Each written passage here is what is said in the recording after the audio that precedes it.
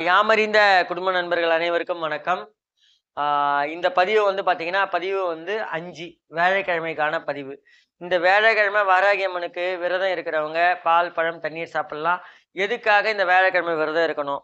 யார் யார் இந்த வியாழக்கிழமை விரதம் இருக்கணும்? அத நான் சொல்றேன். அதாவது குழந்தை புத்திர பாக்கியம், குழந்தை வேணும், மக்கள் செல்வம் வேணும்னு நினைக்கிறவங்களுக்கும், தான் பையன் நல்லா படிக்கணும், அவன் படிக்கவே மாட்டேங்கிறான், படிப்புல கான்சன்ட்ரேஷனே தர மாட்டேங்கிறான், அவனுக்கு அந்த புக் எடுத்துன்னு போனாலே தூங்குறான், இது பண்றான், ஒரு மாதிரி இதுவா இருக்கு அப்படின்னு நினைக்கிறவங்க, அதாவது குழந்தை பாக்கியமும் குழந்தைகளின் கல்விக்கான இந்த தேர்ச்சி பெறத்துக்கும் இந்த 2 விஷயத்துக்காகவும் வியாழக்கிழமைகளில் வாராகி அம்மனுக்கு விரதம் இருந்து கொண்டு வர வேண்டும்.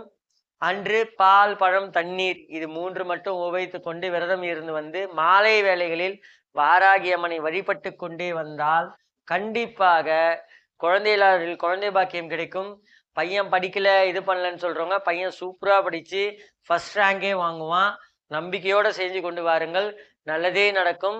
நன்றி, வணக்கம். மற்றும் ஒரு நற்பதிவில் சந்திப்போம்.